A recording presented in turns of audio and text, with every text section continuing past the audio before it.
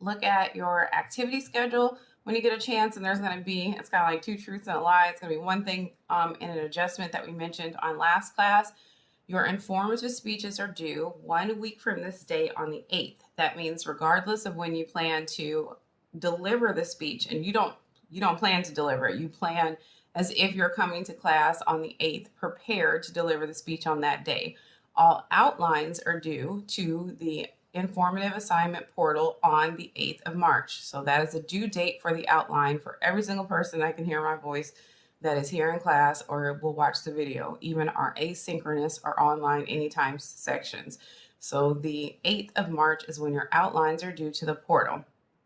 If you are in an online on a scheduled class, such as this one that we're here in, then you may end up performing your speech on the 10th, on that Thursday, just due to how long it will take us to hear the wonderful speeches from our classmates.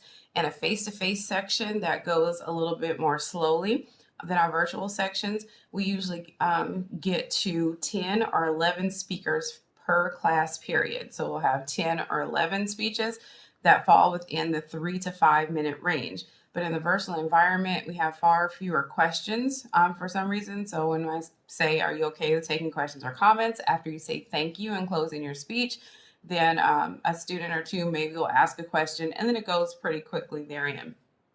So we have even experienced 12 students on just one day. So the 10th of March, if you're an online on a scheduled class, is really what we call a rollover day. So that's the day that we take the speakers that we could not get to, that we just ran out of time on the 8th, but your outline would already need to be in on the 8th. It's just that you would deliver it in class on the 10th. And then usually we get out of class early on the second day because we only have those speeches to do. We don't ever mix up lectures and speeches. So it's not that we're going to start on the next chapter and then start talking about something. If we come to class on the 10th and we only have 3 speakers, we hear those 3 speakers and then we go to brunch. If we get into all of our lovely speeches on the 8th and there is no reason for a rollover date of the 10th, then we just go to brunch on the 10th, which technically is a library day. So go into the library of your mind and just think some good thoughts about speech. But we don't have to meet because those 2 days were prescribed just for speeches. And if we have no speeches on the second day, then we have no necessity to be here in class. And you'll take a break and you'll just move on to the next subject when we come back from spring break, essentially, because it's a walk-off because we're done with it. One thing that I mentioned on last class is that since all of our outlines will be due on that first day, the 8th of March, we are going to move the quiz for that day into the 10th. Okay, so that quiz that is on relationships, interpersonal communication and relationships on the activity schedule, and this is for all classes. This is for online anytime and online on a schedule classes, where your schedule of activities lists that quiz is due on the 8th. It is now due on the 10th and should have been adjusted in the portal correctly this morning. So you won't have to worry about that one until the 10th. Let's look at our schedule of activities really quickly and make sure that we understand what's happening and also what we have for our due date to date. And I'll take some questions and comments, and we'll go back into our informative speech logistics and outlining. All right, so we're at the 3rd, so we have a quiz today that's on the first part of interpersonal communication. And really, as we mentioned on last class, those big theories, such as the the interpersonal needs theory, the social penetration theory, social exchange theory, all those things that we did pretty much on the first handout that's labeled interpersonal communication. And then also that sort of printed version underneath the stair steps of coming together and coming apart on our relationships handout. So really the first quiz that we take about interpersonal communication relationships is due today by 11:59 p.m. That's quiz number 6. And you have those 2 handouts in the file section. And we went extensively through that content in lecture in the week before. When we get to next week, the week before spring break, which is super important, then remember the 8th is when all of your outlines are due to the informative speech assignment portal on the 8th of March, which is that Tuesday. I keep wanting it to be Monday, I'm sorry. But on that Tuesday, on the 8th, all of your outlines are due. And then if you're in an online Anytime class, your speech is due. And if you are in an online, on a scheduled class, as we are herein, then we will begin delivering our speeches live in Webex here on the 8th. But where it says quiz number 7, relationships due, that quiz number 7 is now being moved for everybody, for all classes, to March 10th, which is that Thursday. Okay, so now quiz number 7 will be due on March 10th, which is the Thursday. Do we have any questions or comments about the due date of your full sentence outline, the performance date of your speech that we need to be prepared for? And since the speech order will be determined once we get to class, every single person needs to be prepared to speak on the 8th because you don't know if your name is going to be called or not. All right, so everybody needs to be prepared to speak on the 8th. Your outlines are absolutely due on the 8th. And then the 10th, it being a rollover day, will likely be a smaller live performance day if we need it at all. And quiz 7 is now being moved to that day, to March 10th. Questions or comments about anything we've discussed so far? Unmute yourself or put in the chat and let me know if I'm not seeing in the chat. All right, thank you. And if there is nothing, then we'll move on to outlining and logistics. So we want to make sure that we look at just a couple of things. Students sometimes will send me an email and say, this informative speech, what is that about? I have no idea where the list of topics are, or where the training module is, or where this is or that is. And I don't know if there's some other like really cool speech professor that you've had in the world that has a different setup. But I just wanted to make certain that we walk you through again the resources that are available to you to know how to construct this speech, because some of the requests that I'm getting by email are just things that we just don't even have in our class. They're like, okay, so do we submit the essay one place and the outline another place? We are not ever creating an essay in this class, so we should not have a piece of paper that has chunks of sentences or paragraphs in them. The full sentence outline is the transcript of your speech. And so I want to make sure that we use that term today, that maybe it's a little easier for us to understand. And not saying that it's anybody that's watching this video necessarily, because whether you're in or that's in this class right now, whether you're in 1311, which is Intro to Communication Theory, or 1315, which is Intro to Public Speaking, everyone has to create at least an informative and a persuasive speech. So many students, I have 215 of y'all. And out of that 215, I have gotten no fewer than 25 emails that are saying, I'm almost done with my essay. And it's petty just because, I'm a speech professor, not an English professor, because English is just one little raggedy language and it's not even complete. But speech is a human behavior that is one of the few things that we know that humans are built for and capable for on this planet. And so we want to make sure that we're not mimicking what English is doing or doing it in English, because that is the de facto language of this area in which we live. But it is not that we are writing essays. It's not that we have to have them checked through Turnitin. It's not that we're doing those things. We have a device. We have a vehicle. It's called the Full Sentence Outline Template. And your job is to consider it essentially a script. So please think about it that way, not an essay, because an essay is designed to be read. And a script, also known as a speech full sentence outline, is really a set of intentions that if you were to have an essay that you could convert to a speech, that could probably work. But the speech is so unique that if it started out a speech in the full sentence outline, it really wouldn't work out if you try to convert it to an essay. We'd be missing some bricks, or we'd have some extra stuff in it. So I just want to make sure that y'all know where the stuff is that can assist you if the sound of my voice in the lecture, in the lecture and talking to you is not your jam, and I understand that, I'm hella nasal, then you can read some things. Firstly, your textbook, 1311, has an entire chapter that is devoted to informative and persuasive speaking. So we can look at chapters 11 and 12 in our textbook for some speech information. I tried to take those portions of the book and really squish them into handouts and study guides, because students seem to respond to those so much better than reading through the book for really just the vocabulary. The rest of our sections that are more vocabulary oriented about relationships or intrapersonal communication or nonverbal, it makes a lot of sense for you to look in the textbook, understand this concept, read it, remember that it happens in your life, or find its current event application, and then commit that definition to memory.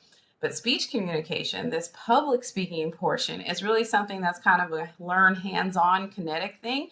And we need, much like the speech outline, kind of short bursts of information to help us structure what's already in our head.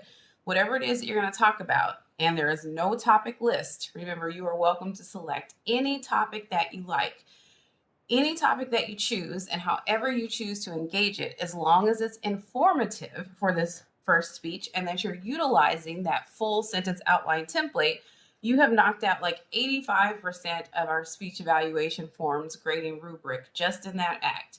Select a topic, make sure you are having the purpose of just providing information to us. Plug every word that you plan on saying exactly as you plan on saying those words into the full sentence outline template, which is located in the Files section of Canvas. You're going to click on the outline template, download it, type all of your words into it, rehearse it, please, for time to make sure that it stays, within the 3 to 5 minutes time range. Save that outline after you've edited it to make sure. So let's say that you've rehearsed your speech once and it's come in at 5 minutes and 30 seconds. You're like, well, can I speak more quickly? I'm going to try to speak more quickly. And then once you speak more quickly, you kind of trip over your words a little bit. You're not really comfortable and you say, no, I don't want to talk all that much faster. What I probably really need to do is just have fewer supporting materials, or to make certain that I put some of these sentences together. One thing that leads to our speeches being over time is not adhering to our kind of de jour rule of keeping each brick, which is each title or section of the full sentence outline, at just 1 or 2 sentences. And I've had so many students over the 107 years that I've been teaching would say, there's no way that if I just put 1 sentence or 2 sentences next to the term credibility statement or thematic statement, that this is going to be a whole 3-minute speech. But then after they rehearse it, it's like some fantastic thing just happened in their lives. Like, wait a minute, that was 4 minutes and 10 seconds. Yep, the outline is pretty long, and it takes us a good amount of time, especially with sort of the apprehension of having to perform it as a one-shot in front of an audience. Even if the audience is virtual, we kind of get, a little bit anxious or nerved a bit, and you want to speak clearly, more clearly than myself, of course. I want you all to be bigger, better, faster, stronger, and most importantly, so much smarter and eloquent than myself. And in order for y'all to train to do that, then you're going to want to make sure that you measure your diction and your speech. And you also want to make sure that you are speaking at a rate that is most comfortable for you. This means that we should never want to just, talk super duper fast, squish this all into 5 minutes, or speak like a robot who is trying to imitate that professor that teaches medieval history with a pipe and elbow patches. So we also don't want to drag it out and be weird by speaking 1 word every 4 seconds to make it up to 3 minutes. Instead, we just really want to speak in the vernacular, say what it is that we want to say, and then you adjust how many words you have on your outline to how long it takes you to say them. All right, so if there are people that can just blah, blah, blah and put all these things in there, that's fine, but still keep each brick to about 1 or 2 sentences, because as soon as you drop a paragraph in there, your professor's eye starts getting itchy. As soon as I look at the outline and I see 3 sentences, 4 sentences, I'm like, it's an essay. It's an essay. It's trying to be an essay. So it's an outline that's been submitted, but it's pretending to be an essay. And we don't like posers and wannabes around here. We are speech, darn it. And we are using a speech outline, and you're just going to plug 1 or 2 sentences in per brick and call it a day. And it is going to add up to a time range of 3 to 5 minutes if we're doing the right thing. So let's go ahead and look at the materials and let me not ramble and give a 19-minute speech over why we're speech and not English. Here we go. Firstly, we're here in the announcement section. Remember, this is where all the lectures are stored. Hopefully you have your Canvas environment calibrated to actually alert you when there's an announcement. And that's, I don't know what your other professors are doing, but that's why I try not to send an announcement at 2:30 in the morning because I don't want either one of us to know that the other is awake. Okay, but it should be able to alert you or tell you there's something new or sit at the top of your Canvas page. And that's something that only you can calibrate. I can't make it interrupt your life by telling you there is an announcement. We have right at the top here, recently pulled from another class for your assistance on yesterday, an informative speech tutorial. And this one is dear to my heart because, am I correct? Let me make sure that I'm telling the truth. Oh, yep, because I'm wearing one of my favorite shirts on the planet, which is my Lisa Frank Pride shirt. Okay, so if you're old enough to know, you know, we're having a blast with this one. And so this is created for a 13-15 class, which is an intro to public speaking course. And it goes with a fine-tooth comb through every single element of the outline that is necessary. So you're going to hear language in there that's going to describe that it's 13-15, that you're going to turn your speech in by email, or you're going to post it to a discussion section. None of the submission procedures or dates because it was in the summer. So if I say, okay, we're talking about getting this done on July 14th, there is no reason on the planet to send me an email and say, hey, is our speech due on March 8th or is it due on July 14th? Please don't turn anything in on July 14th because we're not going to be in class on July 14th. All right. So make sure if you watch this one that you're taking the content piece on how to build an outline and how to feel comfortable giving your speech, but stick to the submission dates and the submission methodology that is introduced in your own section that's happening right now. You're welcome to look at that video. And there's one that was produced even earlier than this that I've shared with you as well. That is, excuse me, I've told a lie. That one's not here. We're doing instead the informative speech kickoff. All right, and so the informative speech kickoff announcement really just pushes together all of the logistics of the assignment that I've said here in this morning and on last class as well. It's reminding you never to share a Google Doc, that your outline itself has to be saved as a PDF or a Word document. You're going to stick to the purpose of information providence. So your purpose is to inform the class, not to influence it, not to convince it that something is good or bad. For example, I had a student in a 13-15 class yesterday turn in a speech that had the purpose to inform, specific purpose to inform the class why college is dumb. Okay, thematic statement. I will inform the class why college is dumb, including the professors are dumb, the students who are there are dumb for not going out in the world and getting experience, and also parents are dumb for pressuring their kids to go into college. And then the speech went into all of the reasons why the student believes that college is dumb in college. So we kind of like went meta. But so all the reasons that everybody is dumb and that college is dumb and things are dumb. And then in the conclusion said, so right now I want you to think about honestly, to goodnessly, dropping out of school. I'm going to drop out at the end of the semester. I think you should drop out too. And I'm just watching the video like, I did say any topic. Okay, and this is any topic. School is whack is indeed a topic. However, our issue is, even if you don't use the purpose in actual verbiage to say, I'm going to persuade you of this thing, if you tell us all of the reasons why this thing is bad, if you're telling us expressly we should not do this thing, if you're giving us an alternative of what we should do instead, it's giving persuasive in that moment. In informative speaking, we just want to tell you the stuff. We just want to tell you that there is a such thing as an erasable notebook. We want to tell you that it is okay for you to like watching old British movies and emulating their accents in a ethnocentric way. We're going to tell us about your trip to Vail and skiing. You're going to tell us about the Paralympics. You're going to tell us about anything you want.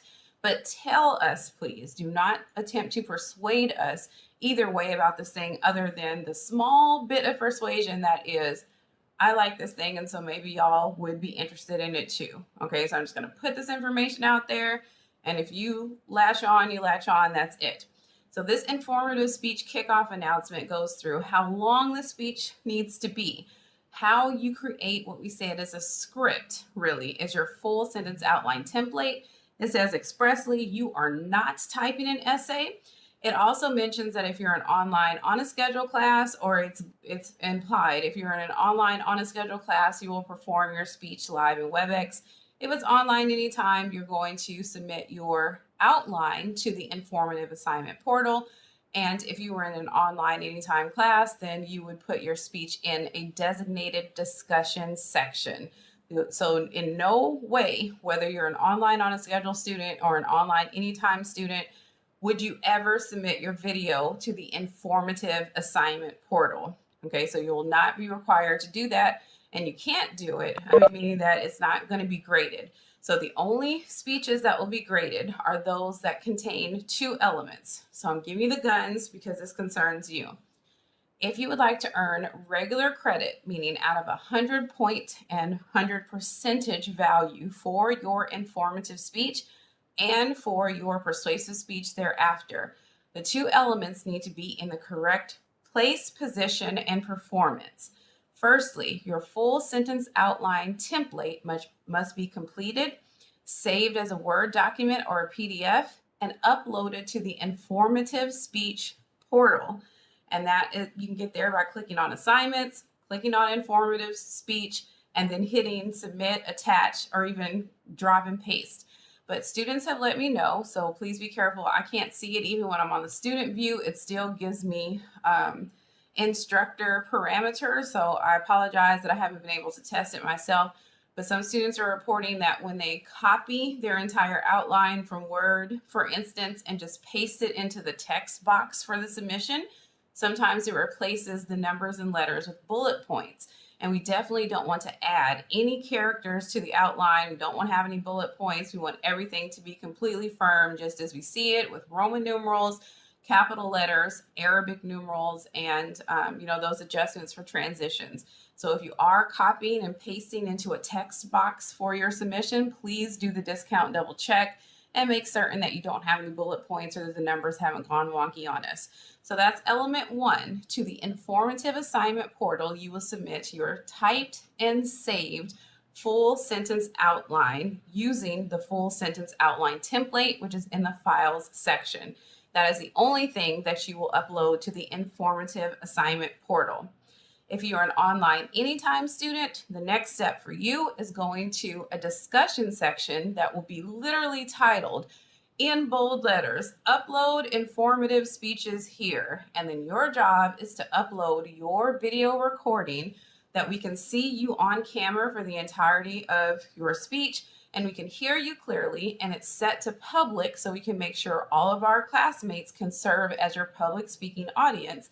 You're going to upload that video to the discussion section. Again, not to the informative speech outline portal, because that outline will only go to me and I will follow along with it as you are delivering your speech, either live or in video. However, the recording of the speech in the discussion section will be public, so your classmates will be able to see it as well.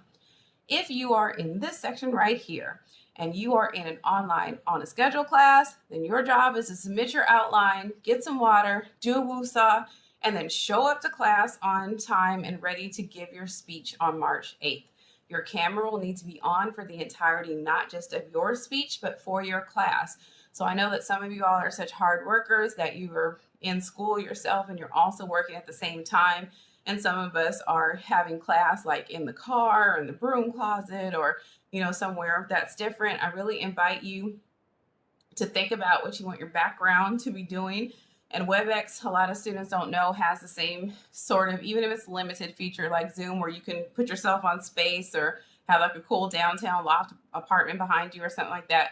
And if you are okay with like your raggedy plants behind you in the credenza like myself, then feel free, do that. But think about just for the 2 class periods that we have to have our cameras on for the informative speech and the persuasive speech for that hour and 20 minutes. Maybe if it's at all possible, give yourself kind of a day off from whatever you're normally doing during this class time that you've registered for, so you can be present and you can enjoy the speeches, because you're only going to talk to us for 3 minutes and 5 seconds, or 3 minutes to 5 minutes. However, you're going to be doing a pensive chin and a head nod and oh yeah, I feel that, for the entirety of the class, to make sure that we're making our community. So as your camera has to be on for the whole time, prepare for that, and please don't act brand new. This is not the time to say, oh, my microphone is messing up, something, and I'm giving you the spray bottle to the puppy. We knew from jump As soon as you registered for this class, this one is required, and it says it in our syllabus. The only requirement that you have that your camera is on, where some of the other professors are like, you have to have it on every single class period, or at least flash me with your forehead so I can see that it's you. This section I'm talking to you right now, y'all have been really good, and early on especially, with letting me see your face. So I'm not just talking to, boxes and names. But for these two class periods, the informative and the persuasive, you do have to have your camera on. This means that if you need to borrow another device, if you need to test your audio, if you need to see what's going on with it, do, because there is not a on speech day. Oh no, technology's getting me. I didn't know what's happening. You're not on camera, so you're not present. So let's make sure that we have that to do. So the informative speech kickoff shows us all that good stuff that we need to do in order to be successful. All right, that your speech is 3 to 5 minutes. You have to use a full sentence outline and whatnot. I'm going to go ahead and transition to the file section. Let me take a quick break. Questions or comments about anything that we've discussed about your own, for your class's submission procedure, or anything else that we can help with, making sure that you're turning your stuff in and that you feel good about it. Questions or comments?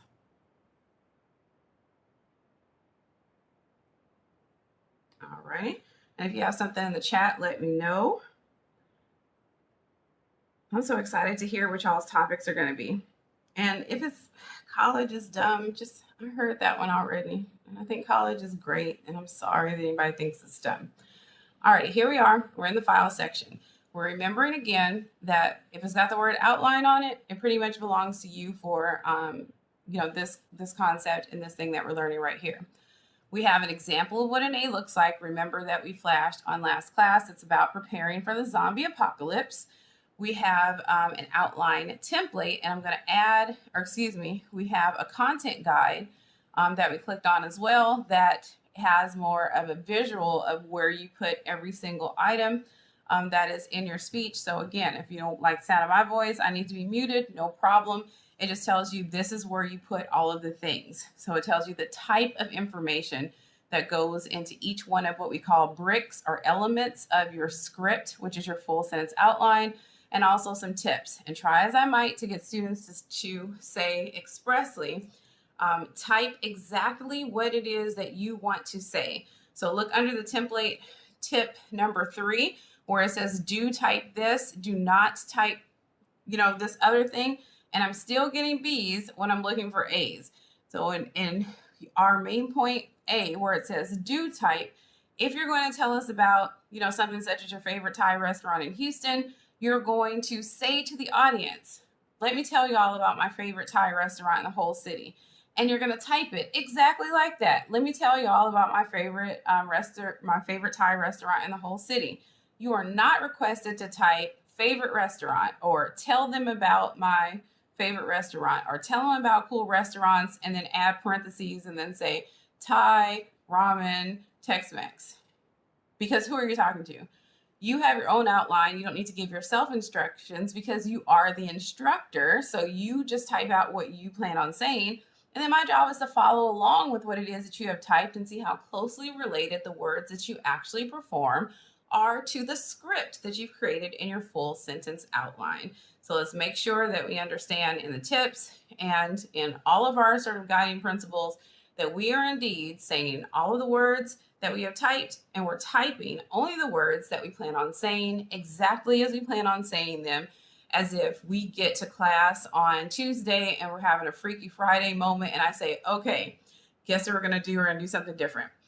Brianna and Damien are going to switch outlines. All righty. And Damien is going to perform Brianna's speech and Brianna's going to do Damien's speech. Let's see how it works out. If another person were to give your speech, would they be able to complete it with the outline that's been provided? If it's got bullet points or little fragments of sentences, it's not going to be able to go down that way.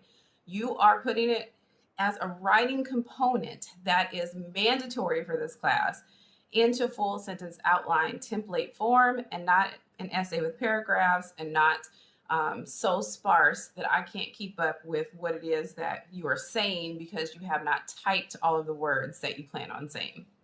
Questions or comments about anything that we discussed about the content guide so far before we get back into the template itself?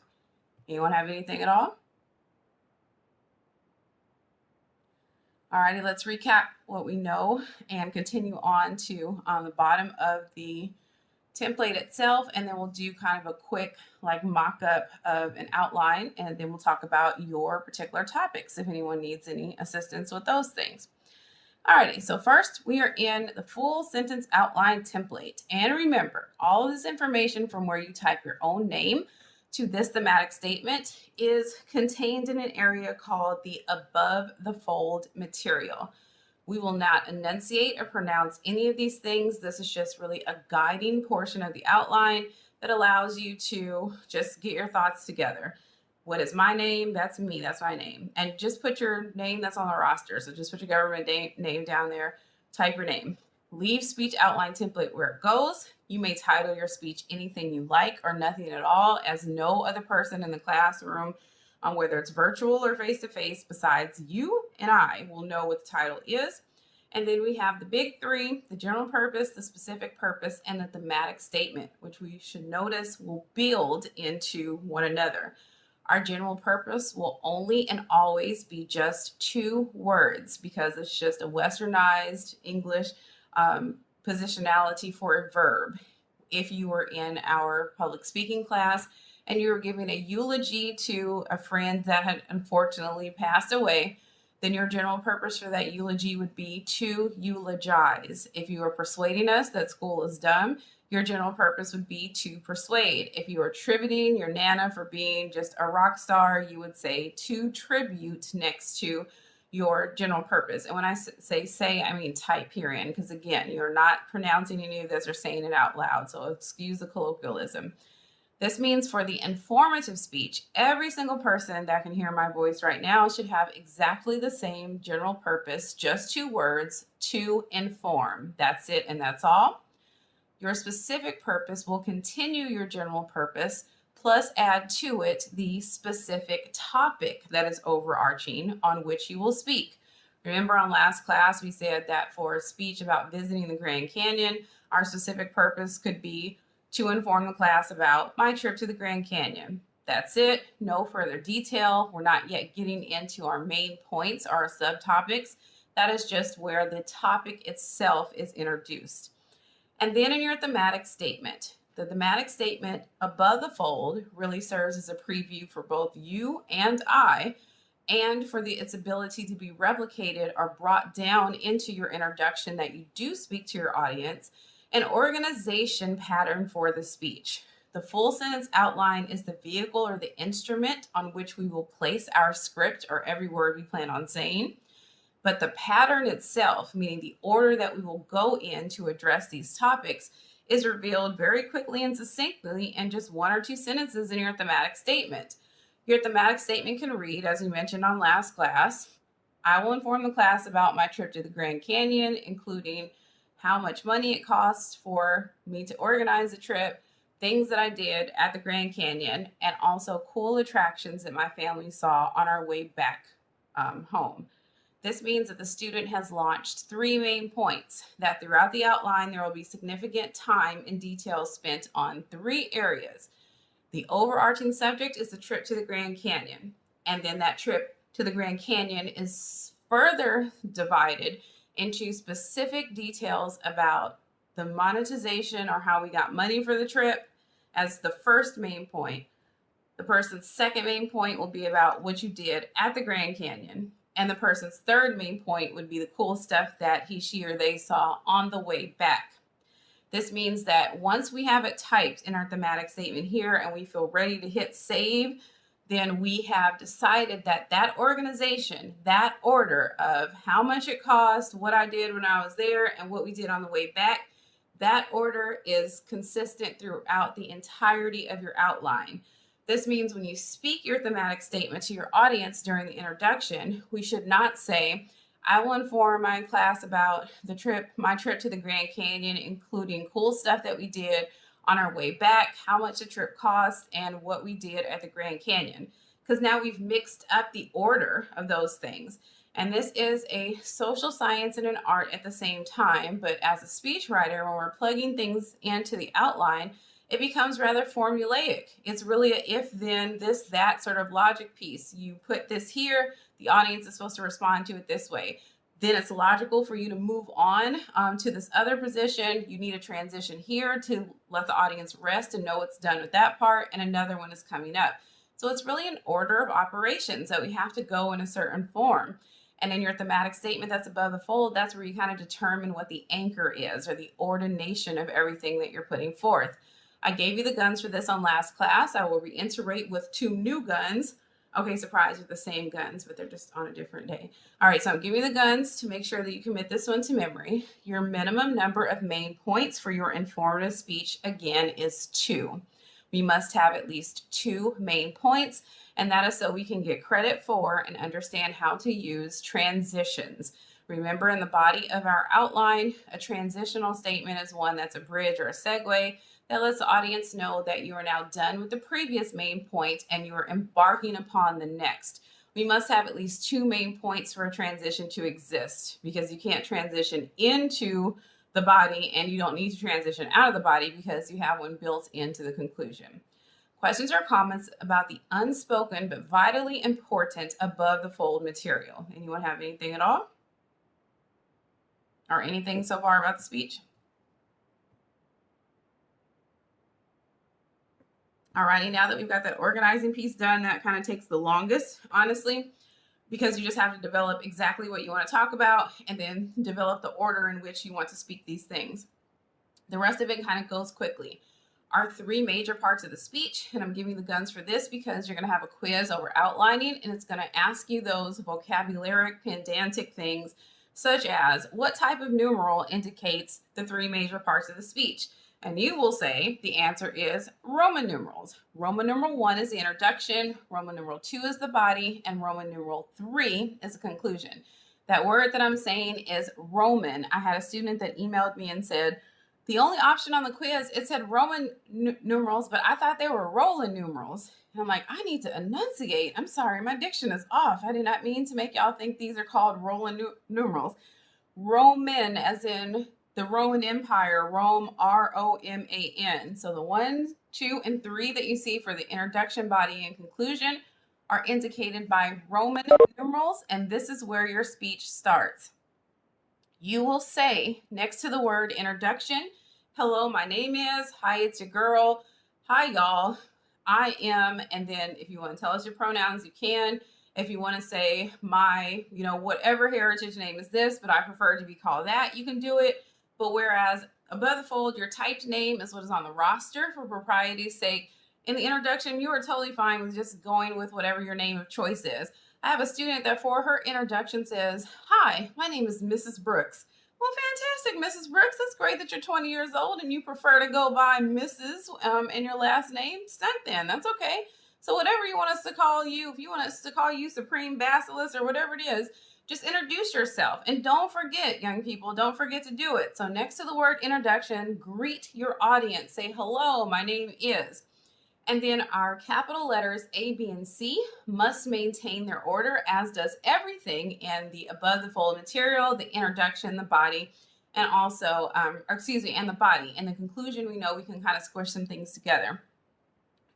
Your attention getter, which is capital letter A, should be something that engages the audience with the understanding that we really only have about 15 seconds to 25 seconds to really get the audience hooked into understanding what we're saying and understanding why it is that this concerns them. So this is really like your tagline or your commercial for the rest of your speech, and not even so much for the speech itself, but you as the spokesperson, meaning that your attention getter lets the audience know, oh, this person's voice is cool, or this person seems to have a lot of passion for whatever this topic is, or this looks like it's going to be cute or fun, or it's going to be really sad and I kind of feel like being sad today, so I'm going to pay attention to whatever this is.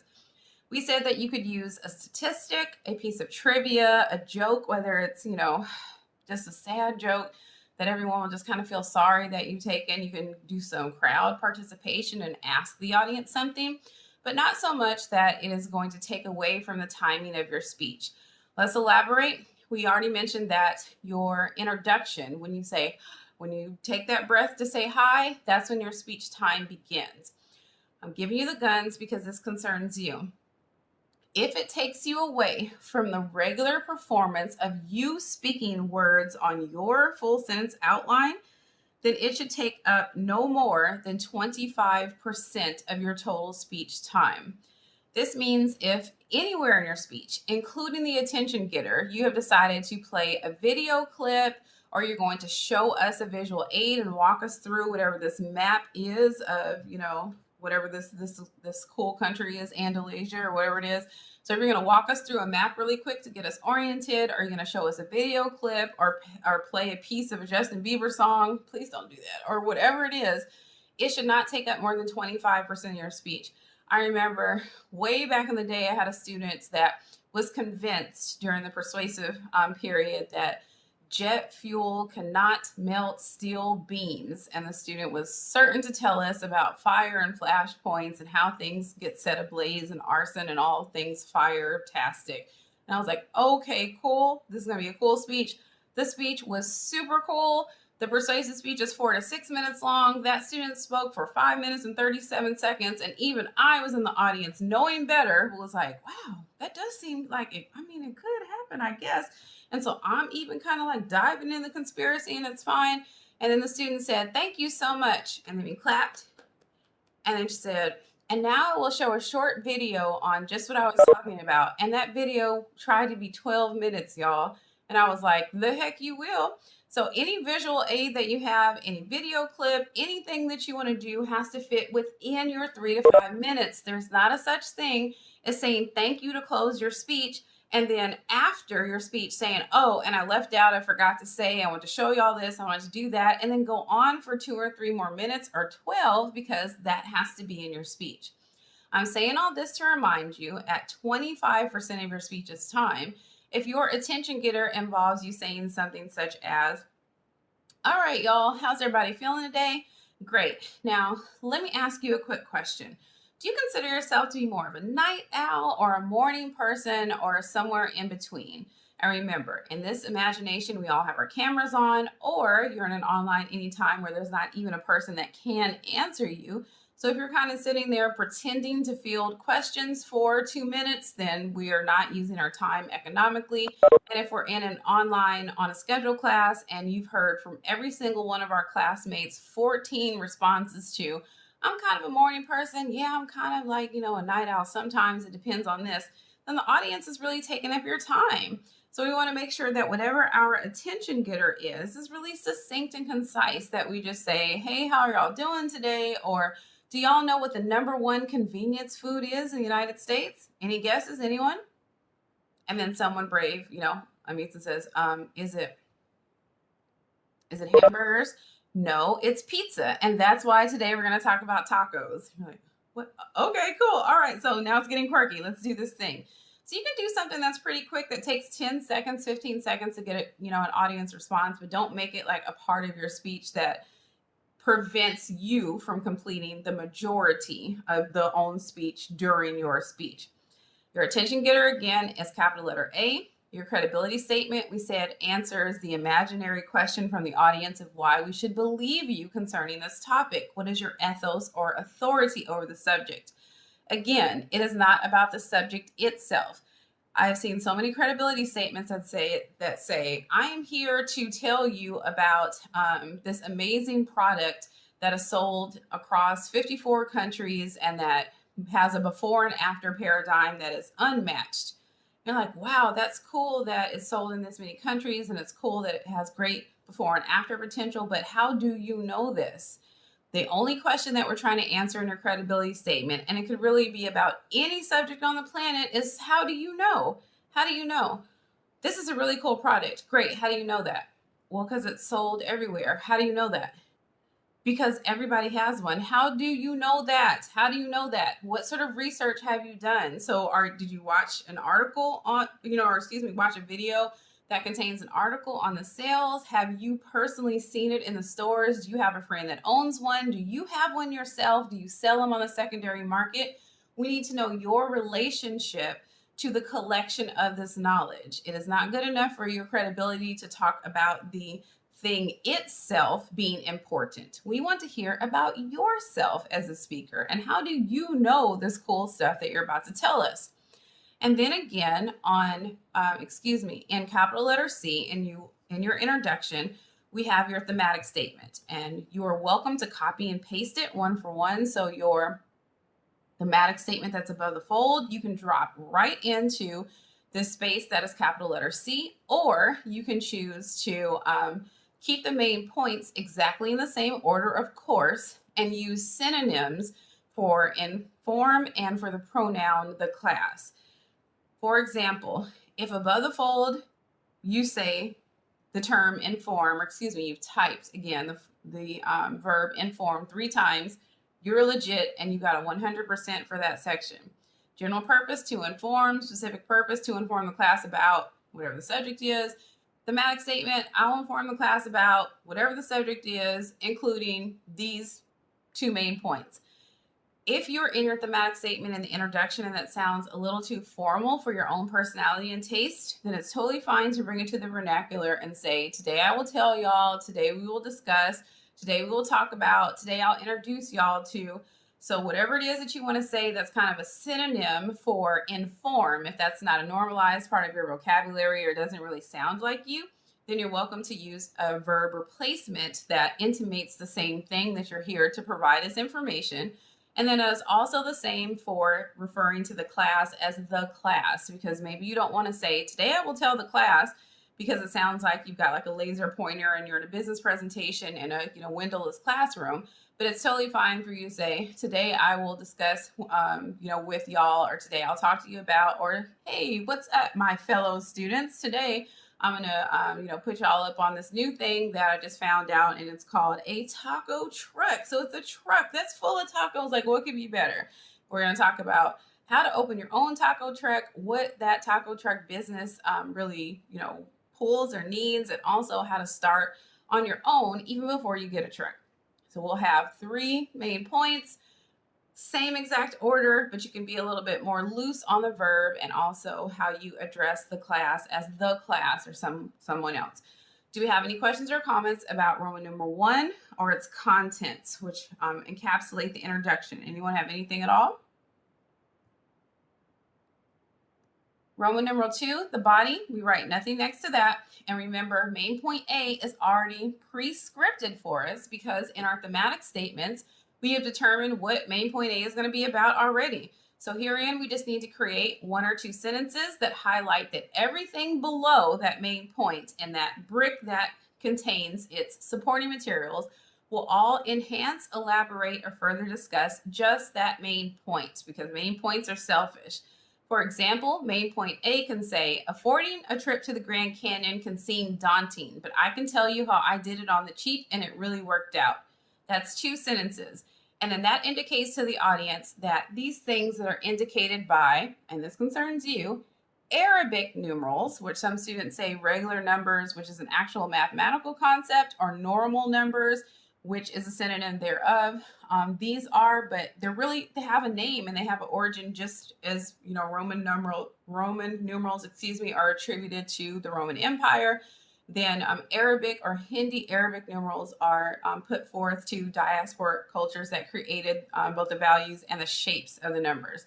And so these are called, this position that's highlighted right here is called an Arabic numeral, and it indicates supporting materials. And if our main point is 2 sentences that talks all about financing a trip to the Grand Canyon, then all of the 1 or 2 sentence support materials thereunder will only deal with finances, only with money. We will not yet talk about the cool games that you played on your way back from the trip. We won't talk about what y'all did at the Grand Canyon yet. We are just talking about affording the trip so far. And then when we've completed that main point, we want to remember that just as your minimum number of main points is 2, you have a minimum number of at least 1 pronounced support material. Now let's make sure that we are doing the correct thing herein, because again, your task is to put 1 or 2 sentences against each one of these bricks. Because I have said you only have to have 1 supporting material, this does not mean that you need to only have 1 supporting material and put 4 or 5 sentences jammed all into that 1 supporting material for some reason to just feel like, oh, I just only have 1 and I've got 5 sentences. You may have as many support materials as you want. I see students that come in with 7 supporting materials, and then based on how quickly as they're timing themselves as they go through their speeches, then they will only say 2 supporting materials for main point A, and then 3 supporting materials for main point B, and then maybe 1 of the supporting materials for main point C. You will not be penalized on your speech evaluation form for reducing the amount of support materials that you actually say, as long as it doesn't impact the overall information of your speech, such as we don't want to miss the actual creation of the recipe that is in that main point, if that's what the whole speech is, or excuse me, that's in that supporting material, if that's what the speech is about. And as long as we have the one main point that is actually said out loud, then you're still Gucci, you're okay. You have to have at least 2 main points. You have to have at least 1 supporting material that is pronounced. And throughout your outline, we only need like 1 or 2 sentences for each one of the main points. Your transition between main points will transition not from whatever your final support material was for the previous main point, but the actual main point itself. This means if main point A is about how to finance a trip to the Grand Canyon, and main point B is the cool stuff that you did at the Grand Canyon, if supporting material 3 for main point A is about taking out a loan to go to the Grand Canyon as a last resort, all right, so let's say that main point A says, financing a trip to the Grand Canyon can be daunting, but I found a way to do it on the cheap, and it really worked out. That's 2 sentences. And then support material 1. First, I had to budget how much money I needed for gas and asked all of my friends to chip in. Supporting material 2. We said that we're going to rent an RV together, and I got a coupon from Groupon, and I found a company that was really willing to work with me. And then supporting material 3. But for you, as a last resort, if you're not going with friends or you don't have that disposable income to be able to do it, then please do think about taking out a short payday loan. Y'all never do this, it's predatory, but anywho. So if supporting material 3 is about taking out a loan, you will not say in your transition, now that you know how to take out a loan for the trip, let's talk about what happens when you finally get there. Instead, your main point will still be from the overarching monetary or finance perspective to main point B. This means your transition will recap and introduce. It'll say that we are done with the previous main point and that we're moving on to a next main point. It should read something such as, now that you know about budgeting for the trip, let's talk about the cool stuff that you can do once you get there. And then main point B would be, once you get to the Grand Canyon, firstly take in the majesty. There's a lot of other cool stuff that I did while I was there. 2 sentences, that main point, and that lets us know that all that we're talking about in the supporting materials under main point B concerns what you actually did at the Grand Canyon. Then we'll have another transition that will say, and now that you know what I did on my trip to the Grand Canyon, let's talk a little bit about how my family and friends and I did cool stuff on the way back. And then main point C will say something such as, on the way back from our trip, we took lots of stops at museums and historic places. And then supporting material 1 will say we stopped this place. Supporting material 2 will say we got food from this famous diner. And supporting material 3 will say we left my little brother on the side of the road because he was acting up. Thoughts and prayers. So we have all of our transitions in place. We have all the elements of our body that are segregated out by main points. Questions or comments about anything we've discussed so far?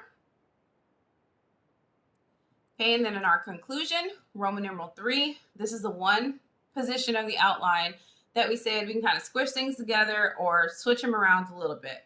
2 really need to stay exactly where they are. A and D would be well just to stay in their correct position. The most common things that students mix up, which is totally correct to do and makes perfect sense, are really flipping B and C and squishing them together. When you signal the end is near, you just let the audience know it's almost over. When you close with impact, you say thank you, and that's when your speech's time stops. If you don't say thank you, you don't officially have a time for the speech because it just goes on into infinity, so just into infinity and beyond, it just keeps going if you're in an online anytime class. So I don't consider your speech closed unless you have expressed gratitude, which is the most impactful way to close a speech. So if you say thank you or thank you for listening, that's when your time stops, no problem. If you're online on a scheduled class, you say, and the next time that you're at the Grand Canyon, let me know. And then I'm sitting there and you're sitting there and we're sitting there. And I'll unmute myself. Say thank you so I can stop your time. oh, thank you. And they were going crazy. Okay, then it's happening. I'm clapping here like a lumberjack with 2 axes. It's going down. You have to say thank you to end it. So make sure you do so. And then I will ask, is it okay if you take some questions or comments? And you can choose to or not. Totally up to you. But the 2 midpoints, when we review the main points, those are just the same main points that were in your thematic statement. Say it in exactly the same order, just in past tense. And when we reinforce the central idea, that's just really your specific purpose over again. Your job was to inform us, or the central idea was, here is this information about my trip to the Grand Canyon. And so students sometimes will flip that B and C to really just recreate that thematic statement. They will say, well, y'all, my time is almost up. I got to pay back this payday loan that I took out to go to the Grand Canyon, but it was totally worth it. So let's recap really quickly. Today, my job was to give you some information about my family's trip to the Grand Canyon. So we have inform and the Grand Canyon, which are both located in a specific purpose. And then we move on to B. Today, my job was to inform you about my family and friends' trip to the Grand Canyon. I told y'all about how we afforded to get there, what we did once we got there, and also some cool attractions that we saw on our way back. And then we get to D. Thank you. And then your time stops. Questions or comments about anything that we've discussed in the full sentence outline template, as we've covered every single detail that needs to be plugged in there and how to do it. Anyone have anything at all? Okay, just really quickly, when we are in the template, when we click on the template, remember up here you can click download. And when you click download, you're able to type directly into it, save it, and then upload it to the informative assignment portal. I wanted to show you just quickly how quickly it can go for you to, to create your own speech. Let me stop sharing so I can make sure that you do see what I see here. We're in a song now. All right, hopefully everybody sees the speech outline template. That is a Word document that I have downloaded that has like a starting or constructing piece. If you cannot see the full sentence outline template that is beginning to be populated above the fold, then please do put in the chat or unmute yourself and let me know. But my screen at least says that we are seeing it together. So tell me if we are not. If we are already in decision of what we want to talk about for our speech, we are going to make certain, and y'all feel free to laugh at me because your professor types with like 3 fingers and one of them is a thumb. All right, so I never learned to type. That's my deep dark secret. We're going to type our name in the above the fold material. Remember that we are all having the same general purpose.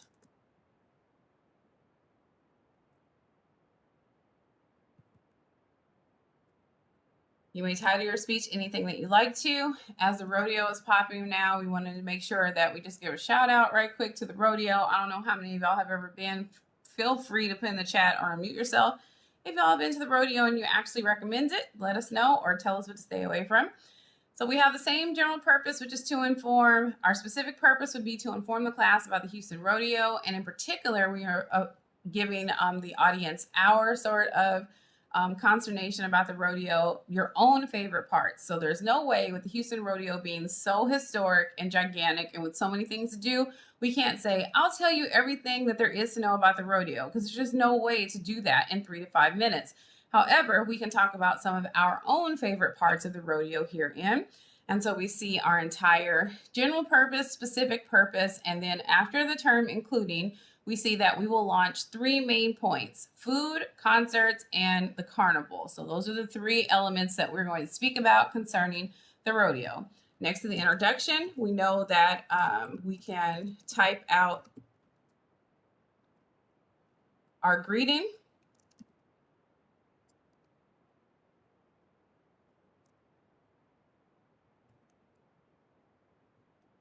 All right, so your government name is great school student, but I like to go by Larissa. Okay, cool. Introduce yourself there. And then we need an attention getter.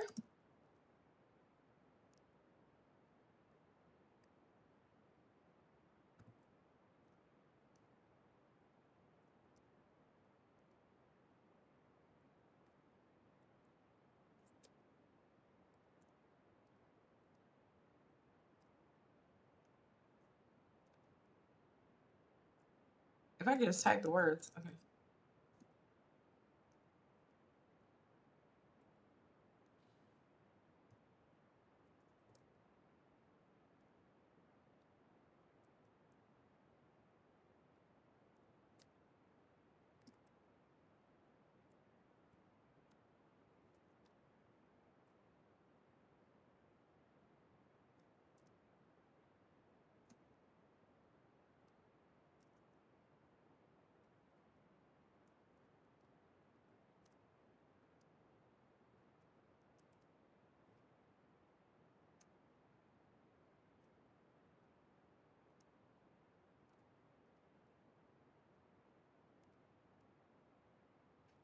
Okay, so I've typed out really quickly the entirety of the introduction. The thematic statement was essentially copied and pasted from the above the full material, and we have added in real time here a quick introduction that says, "Hi, my name is," but you can call me this, an attention getter that is supposed to engage the audience with a local-based artist that meets the concept of rodeo culture and the yeehaw agenda. Then a credibility statement that introduces that you have not necessarily done any book sort of research for this, because remember, as a 3 to 5 minute professor, no one says that you had to write an honors thesis on this yet, but you just want to show what your authority over this topic is. So this person that we're imagining has volunteered at the rodeo and is going to put forth a package of information that they have learned and experienced over the years. Then this thematic statement contains, again, every main point that this person plans on putting forth in the order that they want to talk about. And again, if you want to relax this information and class, then you can do that.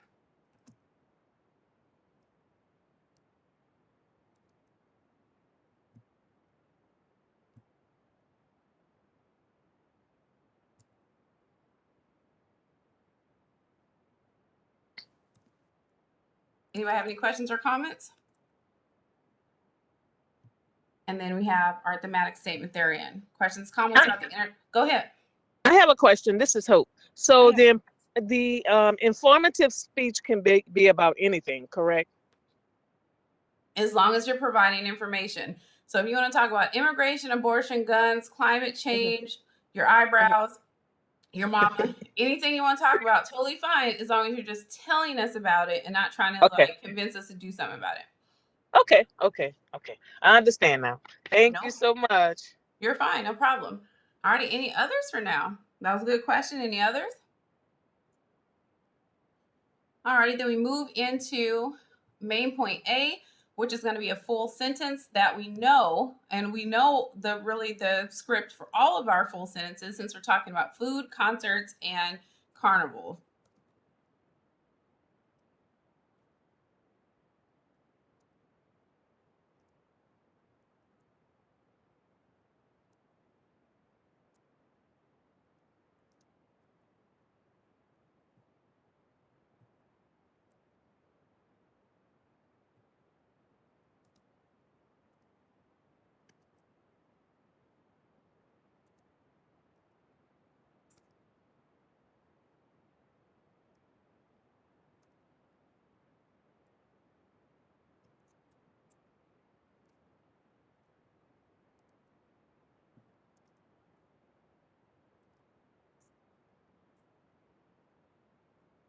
Okay, so we have our main point A that talks about, hey, we're getting ready to talk about food and only food.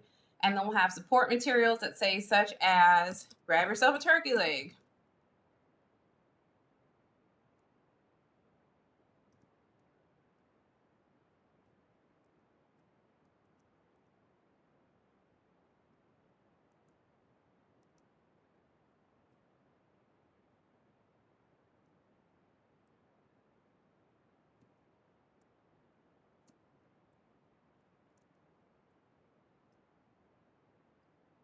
And then you can go on talking about different types of food. Then we know that main point B is going to be about concerts. And so if you want to, just to be careful, you can type out your main point B first so you are not redundant in your transition. For example, if your transition is, now that you know about all the yummy food that you can eat at the rodeo, let's talk about the cool concerts that happen there. then you don't want main point B to be, let's talk about the cool concerts there. So since you want two distinct sentences, as a speechwriter, I just write out all my main points first, then my transitions, and then go into the supporting materials because we don't even have to know what our support materials are yet before we engage the main points of the transition.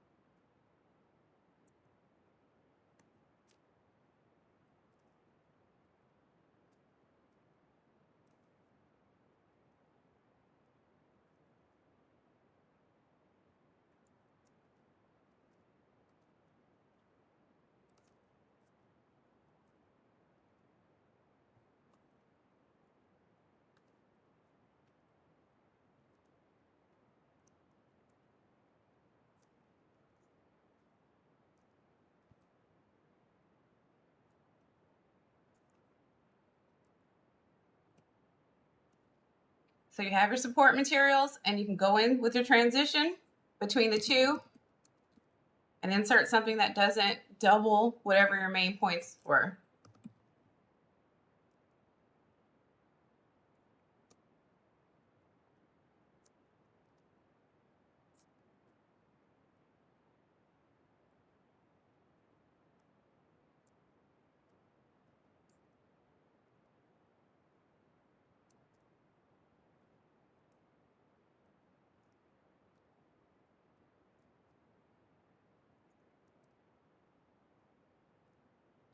So now we're going to go to a concert after we have eaten some things. We know that main point C is going to be about the carnival.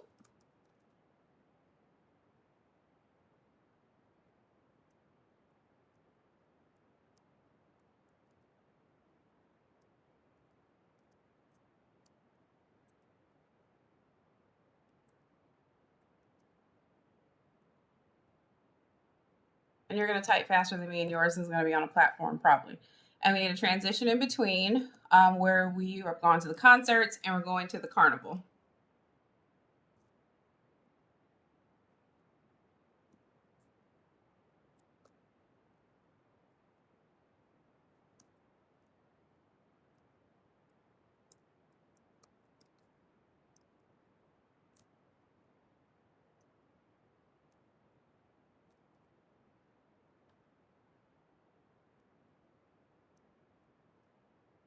So we have a transition that says we were talking about concerts, and now we are going to talk about hitting up the carnival. If you are going to use three main points, since two is your minimum, then make sure that you get your title of supporting materials next to these Arabic numerals. And then we know that we'll have them be about the carnival at all or anything.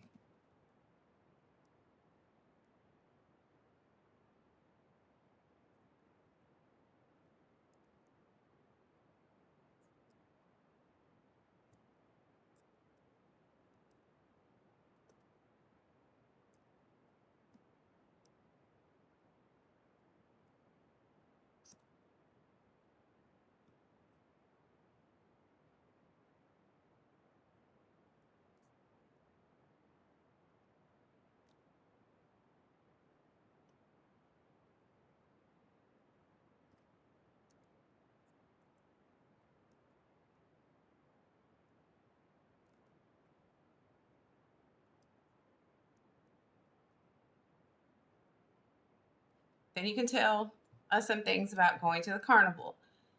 Questions or comments about anything that we've done in populating the body, including our main points, our transitions, and just kind of a mashup of some quick supporting materials. Questions or comments?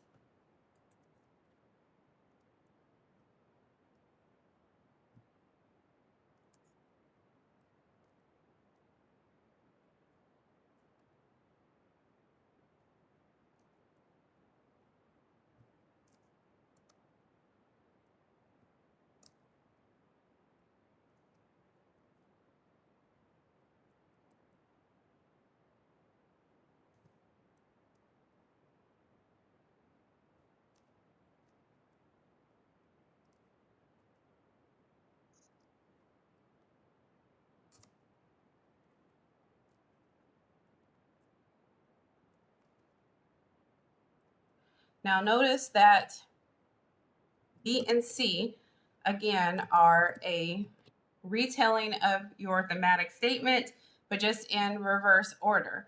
So if you like to, you are totally welcome to just put this into paragraph form and not put it into the A, B, and C. Or you can mix it up in the following way by essentially having it read A, C, and B to make it more vernacular and fluid. Well, y'all, my time is almost up. Today I told y'all about my favorite rodeo activities, including the food, concerts, and the carnival. Thank you. And that's your conclusion. We just did this in 10 minutes. And you will spend so much more time, I'm sure, organizing your thoughts, making sure everything is okay, rehearsing it, and we'll post this to the file section. But it doesn't take long once you have that thematic statement worked out, meaning which order that you like to go in, that all of it moves swimmingly and quickly. Do you have any questions or comments or anything that y'all want to talk about whatsoever? Anyone have anything? Alrighty, I want to stop this part of the recording now as we're getting ready to get you out of here, and we'll get this posted in a bit.